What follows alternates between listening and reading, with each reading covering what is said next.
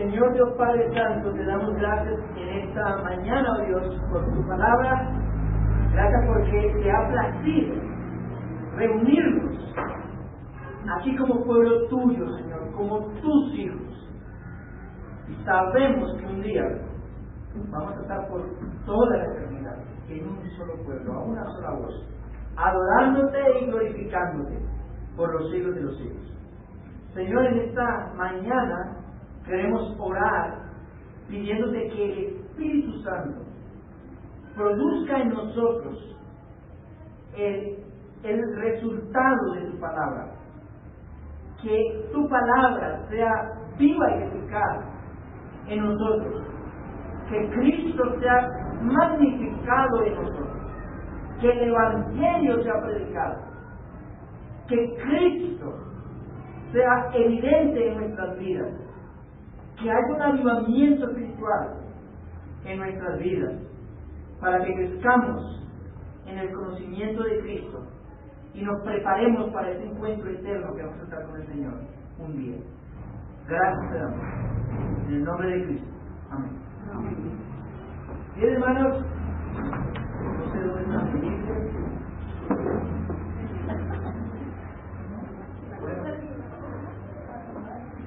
¿La tenían?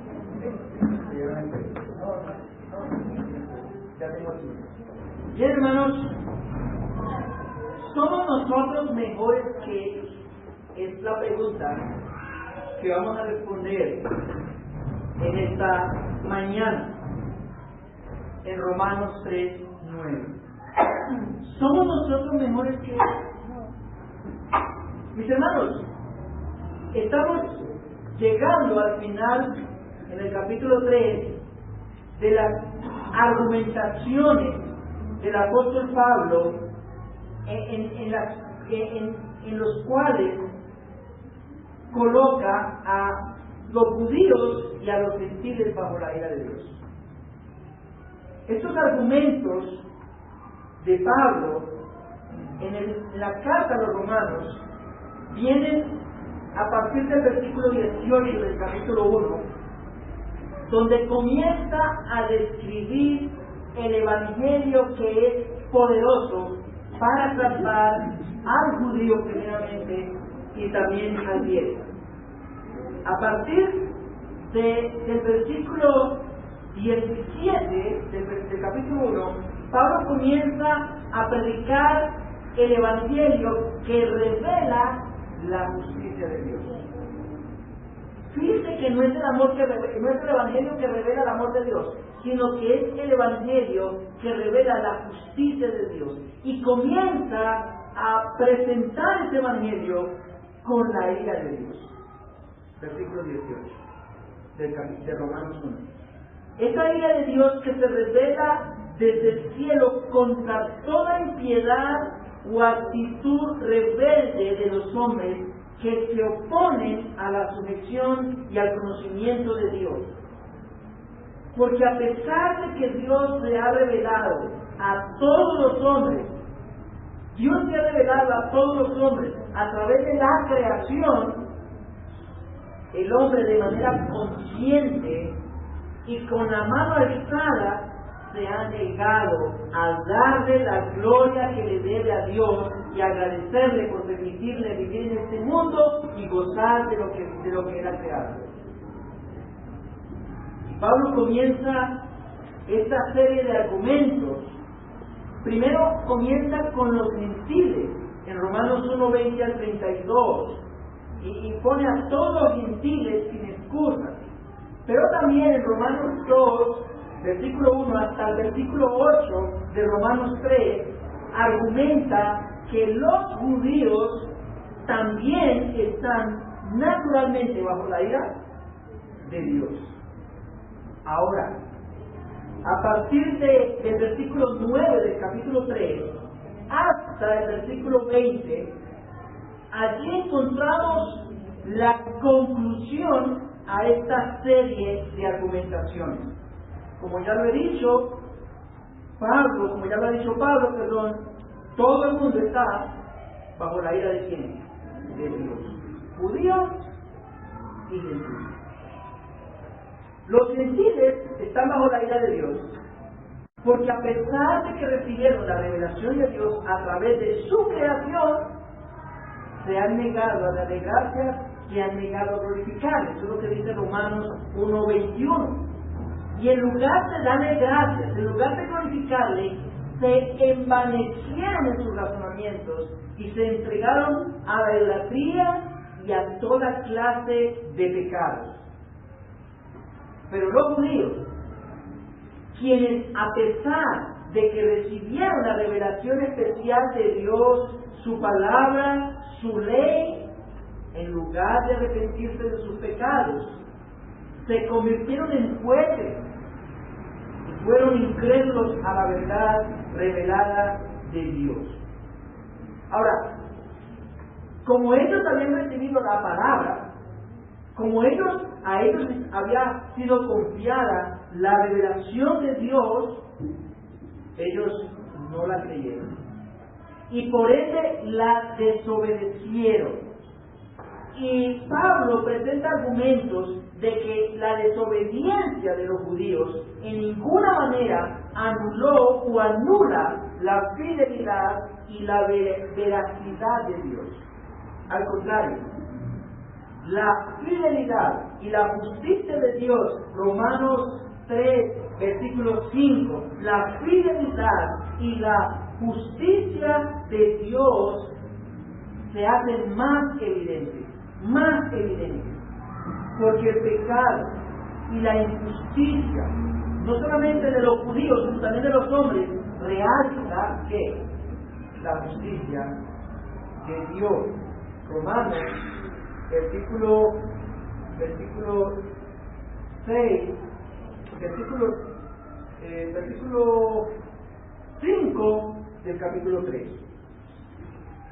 Ahora, mis hermanos, Pablo presenta argumentos a través de preguntas retóricas de que algunos que se basaban en la afirmación de Pablo de que la infidelidad y la injusticia de los judíos realza la justicia de Dios, estaban cuestionando el hecho de que Dios los juzgara. Es lo que dice el versículo 5. Y si nuestra injusticia hace resaltar la justicia de Dios, ¿qué diremos? ¿Será injusto Dios que da castigo? Hablo como hombre, Pablo en ninguna manera. De otro modo, ¿cómo juzgaría Dios al mundo? Ellos estaban cuestionando el hecho de que si la justicia de Dios se realzaba con la injusticia de los hombres, ¿por qué Dios los castigaba?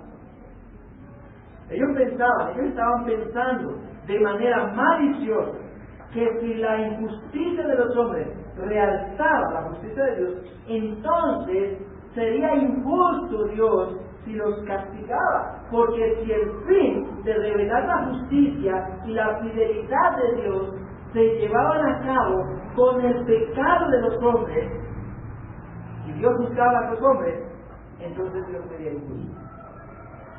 Y hasta estaban, versículos 7 al 8, versículos 7 y 8, y hasta estaban calumniando al apóstol de promover el pecado. Ellos estaban juzgando al apóstol como pecador y lo estaban calumniando. Dice, como algunos cuya condenación es justa, afirman que nosotros decimos, hagamos males para que vengan bienes. Estaban calumniando al apóstol de promover el pecado para que vinieran de Dios bienes y bendiciones. Y desafortunadamente muchos calumnian cuando se predica el Evangelio de la gracia. Calumnian el Evangelio, calumnian a los que predican el Evangelio, porque piensan que nosotros promovemos el libertad. Piensan que nosotros promovemos, mira, peque más para que Dios te bendiga más. Pero Pablo dice, en ninguna manera. Y los que piensan de esa forma son más dignos de ¿qué? De condenación de juicio. Ahora, en el versículo 9, que es el texto que vamos a tomar esta mañana, que vamos a ver, en el versículo 9, Pablo va a formular dos preguntas retóricas.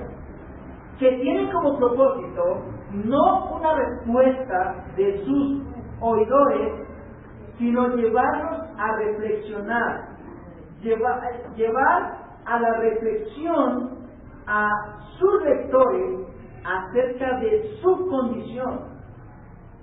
Pero en este caso, sus lectores directos, ¿quiénes son? ¿Quiénes son sus lectores directos de esta carta?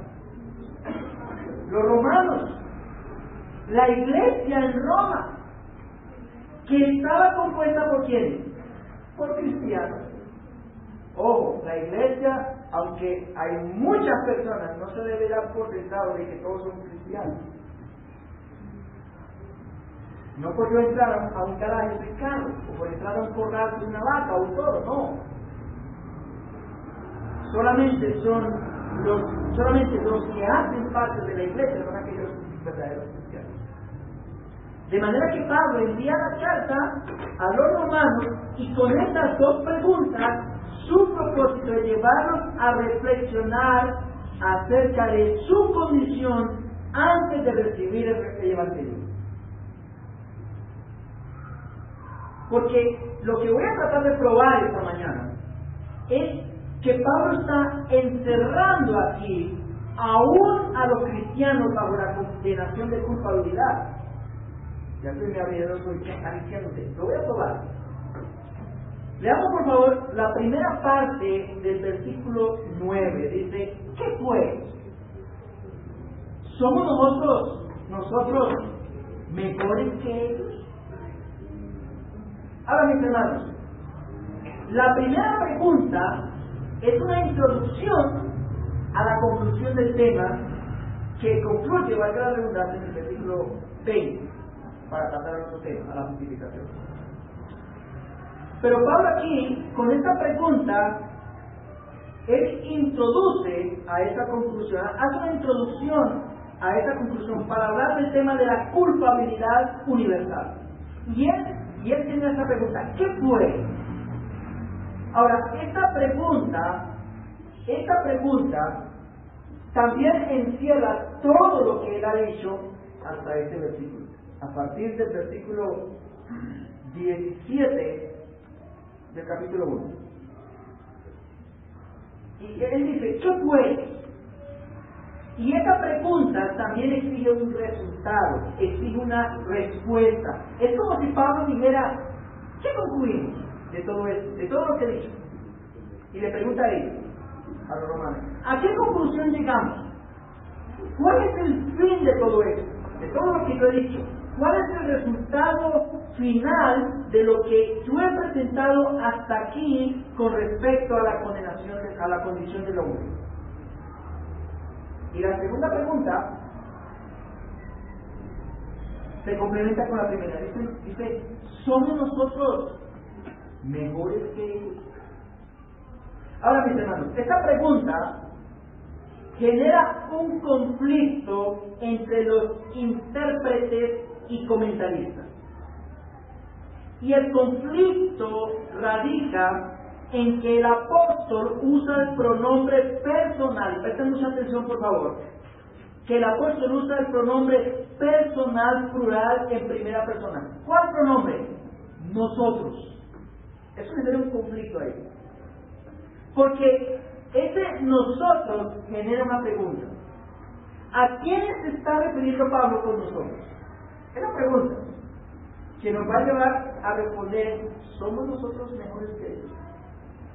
¿A quiénes se está refiriendo Pablo con nosotros?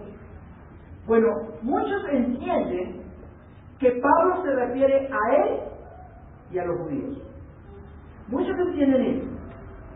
Ahora, ¿por qué muchos entienden que él se refiere a él y a los judíos? Bueno, porque Pablo era ¿qué? Judío. Pablo era judío. Y hasta había pertenecido al grupo más religioso de la época, al de los fariseos. Esto lo podemos ver en Filipenses 3:6. De manera que esta interpretación no genera ningún problema profundo en la interpretación de todo el texto. de hecho, en cierta manera cuadra con el texto. Pero, si analizamos detenidamente el texto a la luz del contexto anterior y posterior, nos damos cuenta que el apóstol ya ha dicho claramente que los judíos no son mejores que los gentiles. Aún a pesar de que los judíos aventajaban a los gentiles por haber recibido la revelación especial de Dios, como lo podemos ver en el contexto anterior, que es Romanos 2, 17 al 24, donde Pablo comienza diciéndoles: tú que tienes el sobrenombre de judío, y comienza a confrontarlos a ellos. Y en Romanos 3, versículos 1 al 8, también allí les dice, dice versículo 1, ¿qué ventaja pues tienen los judíos? Y comienza a hablar de los judíos. De manera, mis hermanos, que el apóstol ya ha dicho claramente que los judíos no son mejores que los gentiles. También, y muy importante para poder entender a quién se refiere con ese nosotros, es que tenemos que estudiar o contemplar todo lo que Pablo ha dicho hasta aquí. Y cuando miramos todo lo que Pablo ha dicho hasta este versículo, a partir del versículo 17 del capítulo 1, cuando comienza a describir el Evangelio y a presentar pruebas de la culpabilidad de los gentiles y de los judíos, nosotros nos vamos a dar cuenta aquí que cuando él se ha referido a los judíos, siempre ha usado el nombre personal en tercera persona. Cuando él se refiere a los judíos. Por ejemplo, en Romanos 1:16, dice que el Evangelio es poder de Dios para salvación a todo aquel que cree. ¿A quién? Al judío primeramente, se refiere en tercera persona, a los judíos. Al judío primeramente y también al griego. Y en Romanos 2, 9 y 10, cuando habla de lo que van a recibir en el día del juicio, los que han hecho lo malo, también dice al judío primeramente y también al griego.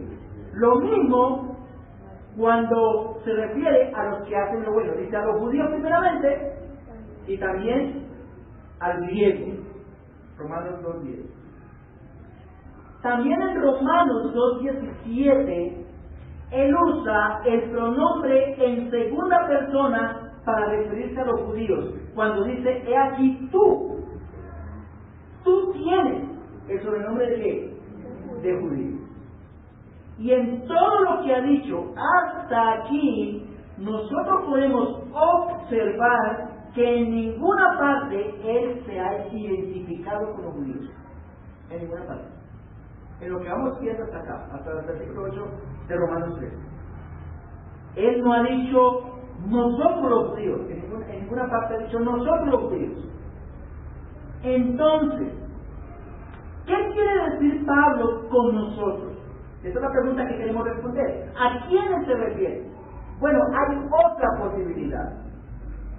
Y es que él puede estarse refiriendo, porque todavía no lo he suscitado, pero él puede estarse refiriendo a él y a los creyentes, a quienes dirige su casa. Es como si él ahora ya se refirió a judíos y a gentiles y ahora se refiere a los creyentes. A los creyentes. Y le preguntara lo siguiente, versículo 9, parafraseando este versículo. En conclusión, ¿somos nosotros mejores que ellos? Dicen los romanos, ¿somos nosotros mejores que ellos? Ahora, ¿cuáles son los argumentos que yo voy a presentar para sustentar esa afirmación? Bueno, en primer lugar, y presten mucha atención, porque el primer argumento está en el contexto inmediatamente anterior, en el versículo 8. Cuando Pablo dice cómo se nos calumnia y cómo algunos cuya condenación es justa afirman que ¿qué? Que nosotros decimos hagamos males para que vengan bienes. Aquí vemos que el apóstol usa 2 veces el pronombre nosotros. Ahora, ¿con quién se involucra Pablo en este versículo? ¿Con quién?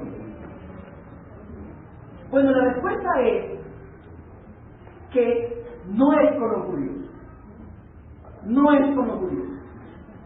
¿Por qué digo yo que no es? ¿Por qué argumento que no es con los judíos? Bueno, porque eran ellos los que lo acusaban de predicar, eran ellos los que los acusaban, los que lo estaban acusando de predicar libertinaje, de predicar que cometían más pecados para que vinieran más bendiciones.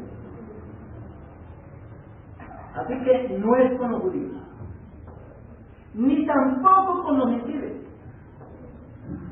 porque no hay una referencia que nos hable al respecto donde Pablo se involucra con los gentiles. Ahora, mis hermanos, ninguno de estos grupos. Ahora, ¿por qué digo que no se involucraba cuando él dice en versículo 8 de Romanos 3, y por qué no decir cómo se nos, a nosotros, calumnia, y por qué algunos cuya condenación es justa, afirma que nosotros decimos nosotros, hagamos males para que vengan bienes? Ninguno de estos 2 grupos, mis hermanos, pueden caber ahí entre nosotros, porque ni judíos ni gentiles predicaban el evangelio con Pablo. Ni los judíos ni los gentiles predicaban el evangelio con Pablo.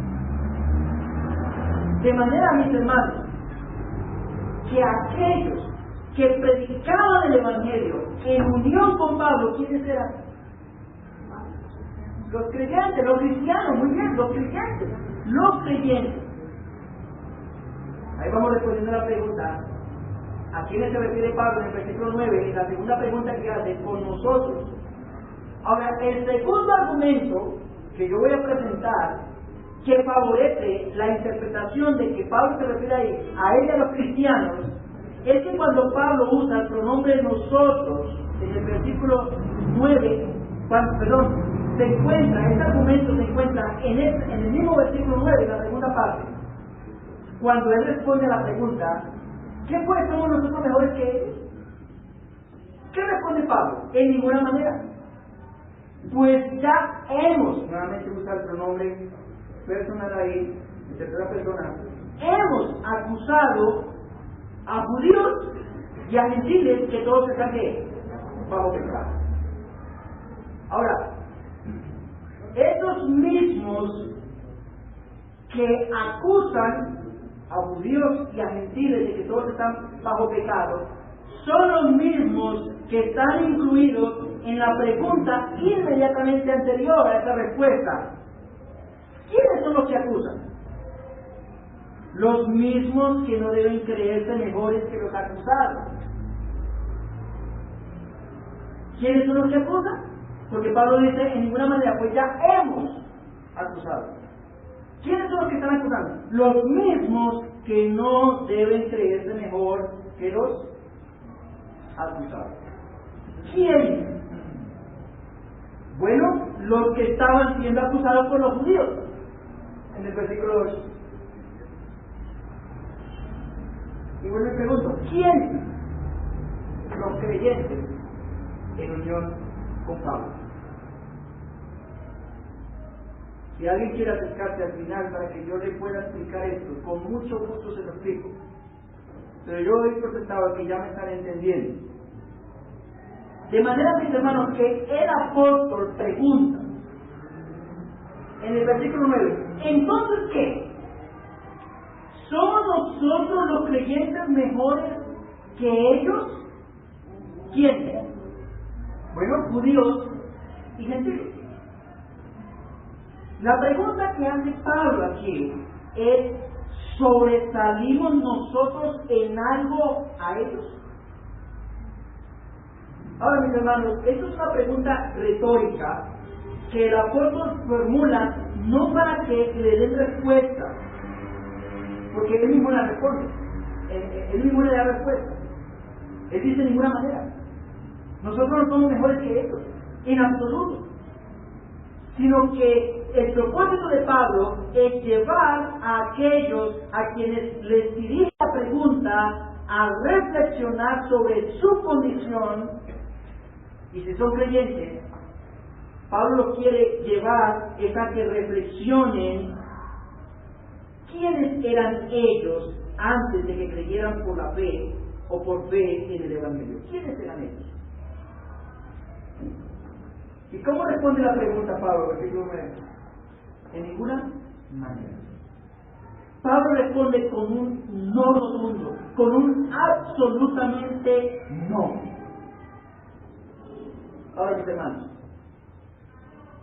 la interpretación general, porque eso es interpretación general, la mayoría de los comentaristas lo interpretan de esa manera, la interpretación general de que en nosotros se refiere a Pablo y a los judíos puede caber aquí. Yo no quiero que ahorita estemos peleando porque unos interpretan de una manera y otros de otra. Puede caber aquí. De hecho, muchos comentaristas lo interpretan así, muy pocos lo interpretan como yo lo estoy asumiendo. Y esto no genera mucho problema. Pero interpretar de que nosotros se refiere a Pablo y a los creyentes, como también lo vemos, lo he sustentado, tampoco genera mucho problema, pero sí genera una pregunta. ¿Por qué Pablo involucra a los cristianos en esta colada? Y la respuesta tiene mucho sentido.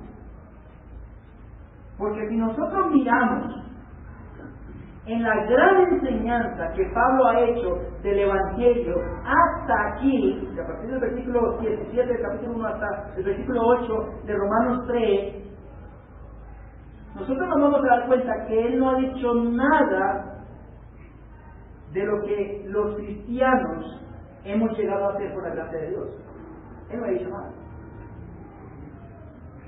Solamente ha presentado la culpabilidad de todos los hombres. Todos los hombres son culpables. Ha presentado argumentos. Así que yo creo, mis hermanos, que el involucrar a los creyentes es totalmente congruente con el propósito del Evangelio. Es totalmente concordante con el propósito del Evangelio, porque lo que él está haciendo aquí es predicarles el Evangelio también a los creyentes. Pablo les está predicando el Evangelio también a los creyentes. ¿Para qué? Para llevarlos a reflexionar sobre lo que un creyente era por naturaleza antes de conocer a Cristo. Ese es el propósito del Evangelio, para predicarlo a los cristianos. Pablo quería llevarlos a reflexionar de que él y los romanos, receptores directos de la carta, y por extensión los creyentes de la Iglesia Bautista Betania, así como los creyentes de todo el mundo y todos los tiempos, es que llevarnos a reflexionar de que nosotros, mis hermanos, nosotros no distábamos en nada ni de los judíos ni de los judíos. Nosotros, mis hermanos, antes de recibir la salvación, estábamos también bajo condenación y bajo la ira de Dios, que no se nos olvide eso. Si ustedes ven el versículo en Efesios, ustedes allí pueden ver que eso es lo mismo que hace Pablo allí, en el capítulo 2, solamente que más explícito. Allí en el versículo 1 presenta todas las bendiciones espirituales de Cristo. Es la gracia en Efesios 1 por todas las bendiciones espirituales que los creyentes reciben en Cristo. Pero el versículo 2 comienza: y Él os dio vida a vosotros cuando estabais ¿qué? Muertos en vuestros delitos y pecados. Él lleva a los creyentes de la iglesia de Éfeso a que entiendan su condición antes de recibir el Evangelio, para que valoren lo que Cristo hizo por ellos. Él dice: antes de la salvación estábamos muertos en delitos y pecados y éramos hijos de ira, lo mismo que los demás. Así que, mis hermanos, esto es una evidencia de lo que ya habíamos resaltado en Romanos 1:15. donde Pablo dice que él estaba dispuesto, Romanos 1:15 dice, Romanos 1:15 dice, así que en cuanto a mí, pronto estoy a qué? Anunciaros el Evangelio también a vosotros que estáis en Roma. ¿A quiénes? A vosotros. ¿Quiénes eran vosotros? Los que recibieron la carta. ¿Cristianos? Pablo estaba dispuesto a predicarles el Evangelio a quiénes? También a los que estaban en Roma, a los creyentes que estaban en Roma, a los que él les dirigía la carta. Eso quiere decir, mis hermanos, que los cristianos debemos no solamente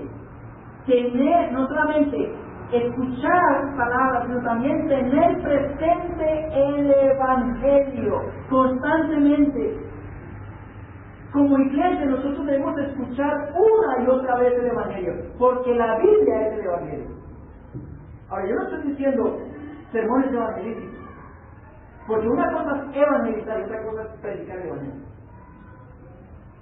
Evangelizar es proclamar, tiene que ver con predicar el Evangelio, pero lo podemos limitar a 4 cosas. El hombre pecador, Cristo murió por él, tiene que creer en Cristo y recibir vida eterna. Podemos limitar el Evangelio en 4 cosas, con 2 o 3 o 4 o 5 versículos. Pero el Evangelio es toda la Biblia, porque toda la Biblia es la historia de la salvación, la historia de la redención, donde habla del plan de Dios al enviar a su Hijo al mundo para salvar a los pecadores.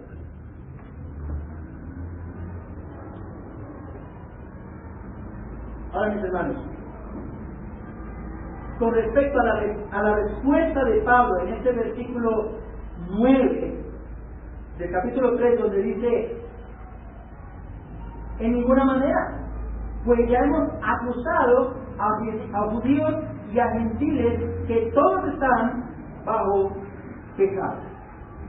Con respecto a esa respuesta que da Pablo ahí, podemos decir, mis hermanos, que ninguno de nosotros, los que estamos ahora bajo la gracia y que ya somos salvos por gracia, ninguno de nosotros sobresalíamos a los demás.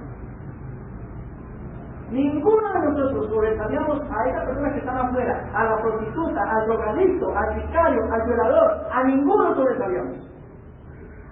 A ninguno. No había nada bueno en nosotros que ameritara la salvación. No podíamos hacer nada bueno que nos pusiera en la condición de salvables delante de Dios por nosotros mismos. Mi hermano, mi hermana, nosotros estábamos, yo creo que entendamos esto, nosotros estábamos en la misma condición que el resto de la humanidad. Éramos impíos, estábamos en la misma condición que ellos y merecíamos la misma condenación. Y la pregunta que yo quiero que reflexionemos en ella es, ¿qué sería de nosotros sin el Evangelio? Que nunca se nos olvide eso. Que siempre lo tengamos presente. ¿Qué sería de nosotros si Cristo no nos hubiera salvado? Ahora, la respuesta de Pablo descansa en la prueba que ya presentó. Dice la tercera parte del versículo 9, pues ya hemos acusado a judíos y a gentiles que todos están, ¿qué? Bajo pecado. Pablo ya presentó las pruebas acusatorias que incriminan a los gentiles, Romanos 1, 20 al 32, y a los judíos, Romanos 2, 1 al versículo 8 del capítulo 3. Y como la iglesia en Roma estaba compuesta por judíos y gentiles, también ellos habían estado en esa cola. Porque esa era su condición antes de recibir por gracia que la salvación. Mis hermanos, todos los hombres somos pecadores. Dice al final del versículo 9 que la acusación concluye con que todos están ¿qué? Bajo pecado. ¿Quiénes? Bueno, los judíos y los gentiles, lo acaba de decir ahí anteriormente, en esa misma frase. Ese fue el resultado de todas las pruebas que Pablo presentó. Esa fue la conclusión de todas sus pruebas que él aportó. Todos están aquí, bajo pecado. Ahora, esta preposición bajo denota control. Control. De manera que lo que quiere decir Pablo es que toda la humanidad, independientemente de su raza, o en el caso de los judíos, que aventajaban al resto de los demás en el sentido de que Dios les había confiado su palabra, están bajo la autoridad o bajo el gobierno de qué? Del pecado. Bajo pecado, eso significa bajo pecado. Están bajo la autoridad o bajo el gobierno del pecado. Es decir, mis hermanos, que el pecado gobierna la vida de todo hombre, que el pecado es un poder que dirige la vida del hombre, que todos los hombres hacen o dicen, todos los hombres en lo que hacen o dicen, lo hacen bajo el dominio de qué? Del pecado. Y que el remedio, la solución a esta lamentable y desesperante condición no radica en ninguno de los hombres. Por eso pregunta, ¿somos nosotros más que ellos? No radica en ninguno de los hombres. Porque todos están bajo la esclavitud de qué? Del pecado. El pecado domina la vida de los hombres. Y ese poder director del pecado los conduce naturalmente a qué? A la condenación. Ese es el pago que el pecado les da a los hombres. Dice Romanos 6:23, la primera parte, que la paga del pecado es ¿qué? La muerte, la separación eterna de Dios. Ahora, mis hermanos, hago un paréntesis para decir que yo tenía en mi presupuesto para el día de hoy predicar hasta el versículo 20. Pero esto nos tomaría unas 3 horas o más.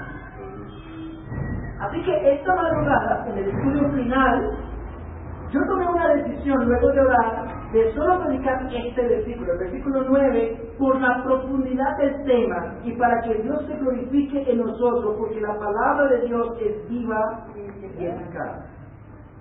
Y esto es una confesión. Pero me llama mucho la atención para que entendamos que la palabra de Dios tiene vida y que a veces no es lo que nosotros queremos decir, es lo que Dios dice en su palabra. Volviendo al tema, decíamos que hay un poder director que domina la vida de todos los hombres. El texto dice que luego de que todas las pruebas que Pablo presentó, donde acusa a judíos y a los gentiles, el veredicto final es que todos están bajo pecado. De manera que el hombre es un esclavo del pecado. Ahora, mis hermanos, en el contexto histórico y geográfico, Pablo y sus lectores originales podían entender muy bien lo que él quería decir aquí. Tal vez nosotros no lo entendamos como ellos, porque la esclavitud fue abolida hace mucho tiempo. Ya no vemos esclavos, negreros, pero esclavos no. Pero en el tiempo de Pablo había esclavos. En el tiempo de Pablo había esclavos, y uno lo podía ver en el lugar donde los vendían. Allí habían stand de esclavos, o locales donde vendían esclavos. Y los esclavos no tenían ninguna libertad. No tenían nada de libertad. Ellos vivían bajo la potestad de ¿quién? De su amo. Un esclavo no podía hacer nada por sí mismo ni para sí mismo. O sea, no podía hacer nada. Por sí mismo podía hacer muchas cosas, pero para sí mismo no podía hacer muchas cosas. Sino todo lo que hacía era para quién? Para su amo. O lo hacía permitido por quién? Por su amo. Lo hacía permitido por su amo. Él no era dueño ni de sus pertenencias, porque sus pertenencias le pertenecían a quién? A su amo. Un ejemplo. Supongamos que el hermano Alfonso Es un esclavo. Él sacaría el vestidito, con su corbata, con su gabán, con su buena pinta. ¿Listo? Él está en el stand de esclavo y voy yo y lo compro. Compré todo lo que tenía puesto. ¿Este gabán, esa corbata le pertenece a él? No, me pertenece a mí porque yo compré todo de él. Muy bien. Todo está bajo la potestad del pecado. ¿Qué es con el hombre? El hombre es un esclavo del pecado porque está bajo el pecado. El pecado controla la vida del hombre. El pecado es su amo y todo lo que hace lo hace bajo su gobierno. Pero no solo eso, sino que esta esclavitud del pecado es una esclavitud tirana, porque el pago que ofrece el pecado es ¿qué? La muerte. La muerte. Pero también, mis hermanos, también, y prestemos mucha atención en esto, porque también es una condición en la que el pecador se goza. Es una esclavitud en la que el pecador se goza. Porque el hombre se goza en el pecado y el hombre por sí mismo no quiere salir de esa condición, por eso no quiere escuchar el Evangelio, porque él está contento en esa condición. Ahora, había esclavos en el tiempo de la esclavitud que ansiaban la libertad, sobre todo si estaban bajo el gobierno de un amo tirano que lo maltrataban, que los podía aguantar hambre. Pero no es así con el amo del pecado, porque el hombre no quiere salir de esa condición que tiene. Y tampoco puede por sí mismo, aun si lo quisiera, salir de esa condición. Porque no hay salida posible para esa situación o condición desde el esfuerzo del hombre, no puede salir. Pero aún más, el hombre tampoco es consciente de esa situación o condición. ¿Por qué? Bueno, porque el hombre piensa que es libre. El hombre piensa, yo soy libre. Y el hombre piensa que en esa supuesta libertad, él puede hacer lo que quiera. ¿Cuántos piensan que pueden ser libres que son libres para hacer lo que les da la gana? ¿Cuántos? La mayoría. ¿Cuántos piensan que son libres para emborracharse, para drogarse, para adulterar, para decidir tener relaciones sexuales con hombres o como con mujeres? ¿Cuántos? La mayoría piensan eso. Yo soy libre para hacer lo que quiera. Ellos piensan que son libres y que en esa esfera de libertad hacen lo que quieran, pero no es así. Ese es el engaño del pecado. Hacen lo que quieran, pero no es así. El pecado esclaviza al hombre y le hace pensar que es libre. Pero el mismo Señor Jesucristo dijo en Juan 8:34, de cierto os digo, que todo aquel que hace, que comete, que practica pecado, ¿qué es? Esclavo es del pecado. ¿Quieres pensar que eres libre? ¿Quieres pensar que eres libre cuando un bicho gobierna tu vida? Piensa que eres libre cuando el deseo de adulterar domina tu vida y te arrastra hacia el adulterio. ¿Qué piensas que eres libre? Piensa que eres libre cuando vives para eso. Piensa que eres libre cuando trabajas de sol a sol o de luna a luna para tu pecado. Hay personas que viven así. Trabajan de lunes a sábado, el sábado se les olvida que son pobres, que son solteros y que son casados y viven como quieran. Y el lunes pueden ir otra vez a trabajar para eso. ¿Cómo se llama eso? ¿Esclavitud? Aunque ellos digan que son libres. Eso es la mayor evidencia de un esclavo del pecado que vive para su alma de pecado. Pablo está diciendo aquí, mis hermanos, que todas las pruebas aportadas, por ejemplo, de los gentiles, que recibiendo la revelación de Dios por medio de todo lo creado, se negaron a darle gracias y a adorarle, sino que en lugar de eso se entregaron a los vanos razonamientos, a ese corazón vano y entenebrecido, a la idolatría, al desenfreno sexual, a la homosexualidad, a la mentira, al homicidio. ¿Por qué hicieron eso? ¿Por qué no adoraron a Dios cuando Dios se les reveló? Porque eran esclavos de pecado, porque son esclavos de pecado. Dios se reveló por todos lados, los cielos cuentan la gloria de Dios, el firmamento cuenta, el firmamento anuncia la obra de su mano. Hay evidencia de Dios por todos lados, que el hombre decide el pecado. ¿Por qué? Porque el hombre es un esclavo del pecado. ¿Está bajo qué? El pecado. ¿Y el judío qué hizo? ¿Qué recibió la ley? El judío recibió la ley. ¿Y por qué no la obedeció? Sino que en lugar de eso, engañado a sí mismo, engañado por el pecado, en lugar de hacer lo que la ley, en lugar de arrepentirse, porque no podía cumplir lo que la ley exige, ¿qué hizo? Se convirtió en un juez de los demás. Y él se puso a enseñar lo que la ley prohíbe,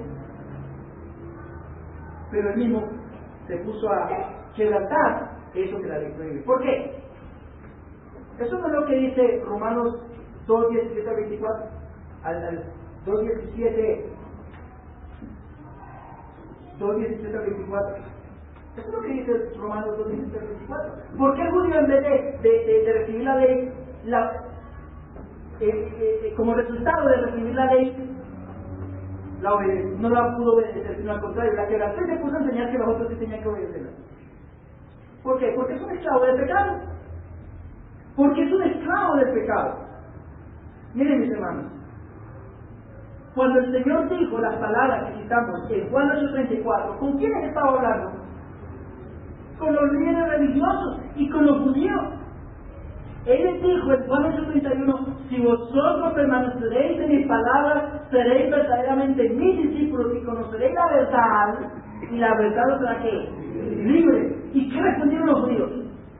Linaje de Abraham somos, y jamás hemos sido esclavos de nadie. ¿Cómo dices tú ser libre? Pero ellos ignoraban que eran esclavos de qué? Del pecado, como el Señor lo dice en Juan 8:24, que todo aquel que hace pecado es un esclavo del pecado. Por eso no escucharon al Señor. Por eso no podían permanecer en la palabra revelada, sino que la desobedecieron, llegando a ser infieles, porque eran esclavos del pecado.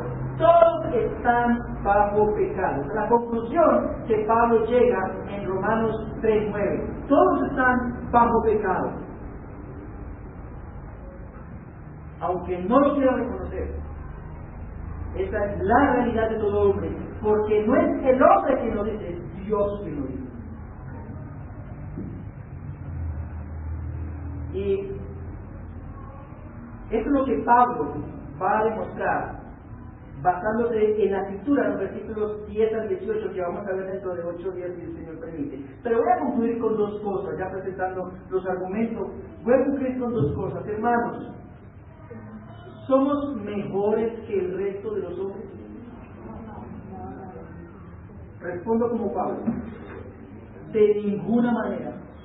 Nosotros pertenecíamos a ese grupo, ya sea a los judíos o a los gentiles, todos éramos esclavos del pecado, todos estábamos bajo el poder director del pecado y todos íbamos a recibir la paga del pecado.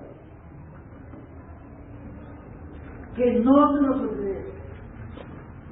Que no se nos olvide eso, porque a veces pensamos que somos la Coca-Cola del desierto. Y comenzamos, en lugar de ir a los pecadores, a juzgar a los pecadores. Comenzamos a buscar a los pecadores y nos creemos de mejor familia. Y no queremos ir a los incrédulos porque no queremos juntarnos con ellos porque nos contaminamos. No, mis hermanos. Por eso es necesario que nos prediquemos el Evangelio, para que siempre tengamos presente lo que éramos sin Cristo, lo que merecíamos sin Cristo, y el resultado de eso va a ser que vamos a exaltar a Cristo, vamos a agradecer permanentemente a Cristo por lo que Él ha hecho por nosotros. Por eso es necesario que nos estamos predicando el Evangelio. Mis hermanos, Y en respuesta a que nosotros nos predicamos el Evangelio y nos damos cuenta de lo que nosotros éramos y merecíamos sin Cristo, vamos a ir también a los perdidos y vamos a predicarles el glorioso Evangelio que fue poderoso para sacarnos de esa condición y que puede sacar a cualquiera de esa condición. Si nosotros confiamos en el poder del Evangelio, lo predicamos y nos lo predicamos a nosotros mismos.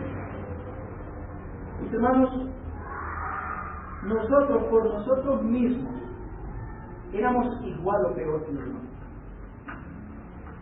Debemos de tener la mente o el mismo pensamiento de Pablo, que vivía para Cristo, que él le encontró propósito a la vida viviendo para Cristo y le daba gracias porque habiendo sido blasfemo, perseguidor, injuriador, resultado de la esclavitud del pecado, fue recibido misericordia y predicaba que Cristo vino al mundo para salvar a los pecadores, de los cuales él fue el primero. Primero de Timoteo 1, 12 al 15. Él era, Pablo dice que él era, según él, porque él podía conocerse de sí mismo, él era el principal de todos los pecadores. Mis hermanos, si no tenemos presente lo que éramos antes de Cristo, no vamos a valorar lo que ahora somos en Cristo y vamos a vivir para Él. Hay personas que piensan que Dios les debía la salvación. Y digo personas, mis hermanos, porque la Biblia es bien clara al decir que si una persona no se reconoce a sí mismo como pecadora y digna de condenación, tampoco ha recibido la salvación. Eso es lo que dice el Señor en la primera bienaventuranza. En Mateo 5:3, cuando dice: bienaventurados los pobres en espíritu, porque de ellos es el reino ¿de qué? De los cielos. Bendecido, doblemente feliz, el que reconoce su miseria espiritual, el que reconoce que no tiene nada bueno para darle a Dios, el que reconoce que está en bancarrota y que merece la justa condenación de Dios. Bienaventurado este, porque de él es que el reino de los cielos. El que no ha reconocido su condición de pecador y merecedor de la justa condenación de Dios, tampoco ha recibido la salvación. Porque también esa es la obra del Espíritu Santo. El mismo Señor Jesucristo dijo en Juan, o dice en Juan 16:8, que el Espíritu Santo convence al mundo de pecado, de justicia y de juicio. Lo primero que hace el Espíritu Santo en un pecador es convencerle de qué? De su pecado. El Espíritu Santo deja convicto al pecador, lo deja totalmente acusado, legalmente probado de su pecado, así no lo haya confesado. Así no lo haya confesado. El Espíritu Santo le muestra que es un pecador y que merece la ira de Dios. Lo deja totalmente acusado. De manera, mis hermanos, que el pecador, cuando el Espíritu Santo obra en el pecador, le muestra su pecado y lo convence totalmente de su pecado, el pecador clama como el fariseo, como el publicano que estaba hablando en el templo: Señor, sé propicio a mi pecador, ten misericordia de mí. Ahora, mis hermanos, si nosotros hemos sido traídos a Cristo, totalmente convencidos de lo que nosotros éramos antes de Cristo, antes de que Él nos salvara, hay una pregunta. ¿Hay alguna razón para creernos de que por nosotros mismos somos mejores que el resto de los hombres? ¿Hay alguna razón para eso? Ninguna. En ninguna manera. Eso nos lleva a darle la gloria al Señor por lo que Él hizo por nosotros. Eso nos lleva a vivir para su gloria, porque eso nos lleva a humillarnos para que Cristo sea exaltado. Mi amigo que nos acompaña esta mañana, si tú estás sin Cristo, la Biblia dice que estás bajo pecado, que el pecado gobierna tu vida. Tal vez tú piensas que eres libre para vivir como quieras y que si vienes a Cristo vas a ser prohibido de hacer lo que tú quieres hacer. Pero ese es el engaño que el pecado está haciendo su vida. Ese es el engaño del pecado, porque todo aquel que hace pecado, que vive para su pecado, es un esclavo del pecado. Y el pecado, como todo amo, tiene un pago. Pero ese pago es la muerte, la condenación eterna en el infierno. Una eternidad sin Dios, en un lugar de tormento por toda la eternidad. Si vive para su pecado, al final la retribución de tu vida de pecado, de servir al pecado, va a ser la separación eterna de Dios en el infierno, mi amigo.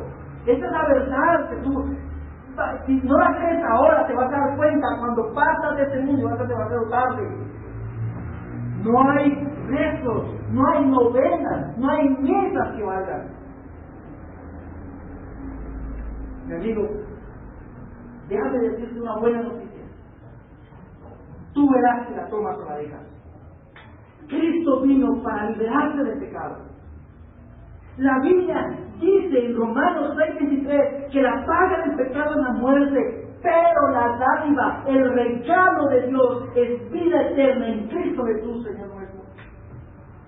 Mi amigo, Dios te ofrece gratuitamente, aún sin que tú lo merezcas, la vida. Tú no mereces la vida. Ya hemos acusado, dice Pablo, a judíos y a gentiles, entre los cuales tú estás, de que todos están bajo pecado. Tú también estás bajo pecado. Y el pago de ese pecado es la muerte. Pero mi amigo, Dios te ofrece de gracia la salvación. Dios te ofrece la vida como un regalo. La vida eterna. Vivir eternamente junto a Él. En Cristo, porque esa es la vida. La verdadera vida está en Cristo, unido a Cristo. Esa es la vida. Cristo es la vida. Si vienes a Cristo y te entregas a Él en arrepentimiento y fe como Señor de tu vida, vas a recibir el regalo de la libertad. Verdadera libertad. No una supuesta libertad que el pecado te está mostrando hoy. Porque eso es una esclavitud. Dios te da verdadera libertad. Si conoces la verdad y la verdad es Cristo, serás libre. Yo te pido de mí que reconozcas tu condición y clames al Señor por misericordia. Que le pidas al Señor que te ayude a creer. Si no lo puedes hacer, Cristo puede. Cristo te da la fe. La salvación es por gracia, por medio de la fe. Y esto no de nosotros. Es un don de Dios, no por obras para que nadie se gloríe. Iglesia, hermanos, que nunca se nos olvide que por nosotros mismos no éramos en ninguna manera mejor que el más malo de los pecadores. No éramos de ninguna manera mejor. No somos mejores que Dios. Pero Dios que nos amó desde la fundación del mundo, en lugar de darnos lo que nosotros merecíamos por vivir en la esclavitud del pecado, nos dio vida para que vivamos para Él. Vivimos por Él, pero debemos vivir para Él. Que Dios sea glorificado. Señor, te damos gracias en esta mañana, oh Dios, por tu preciosa palabra, oh Dios. Gracias, bendito Señor. Tú eres Dios y digno de toda alabanza. Como cantábamos esta mañana, Señor, digno eres. Digno eres, Señor. Oh Señor, nos liberaste de una condición de esclavitud en la cual ninguno de nosotros podíamos liberarnos. No podíamos. Estábamos enamorados de esa condición. Tú nos mostraste la realidad de nuestro pecado. Tú nos mostraste hacia dónde nos llevaba el pecado. Y nos diste vida, Señor. Nos hiciste libres para adorarte, para glorificarte, para obedecerte, para deleitarnos en ti. Oh Dios, que no haya en los creyentes ningún deleite más grande que Cristo, que ir a Cristo, que reunirnos como tu iglesia para adorarte, para glorificarte y que tú crezcas, Señor, y que nosotros menguemos, Señor. Dios, te lo pedimos. Y aquellos que aún no te conocen, yo pido que tu palabra perfore sus corazones y los lleve al arrepentimiento y la fe, para que crean en Cristo y sean libres de esa condenación. Porque la acusación de Pablo es que todos están bajo pecado. Oh Señor, te lo pedimos en el nombre de nuestro Señor Jesucristo. Amén. Gracias, hermanos. Terminamos con un himno.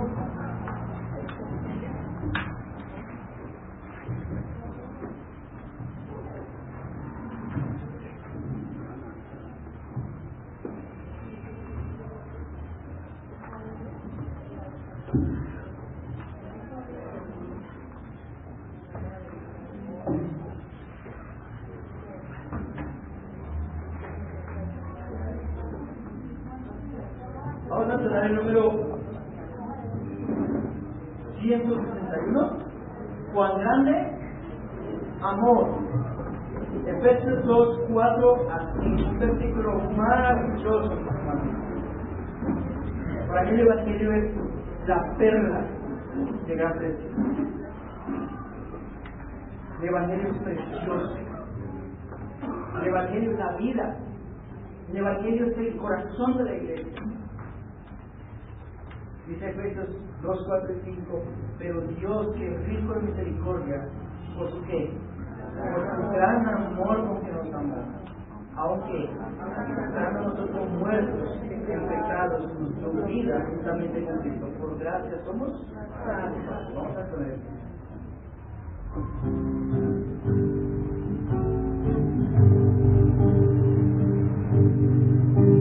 Que Cristo me haya salvado, amado como yo fui, me deja maravillado, pues se entregó por mí.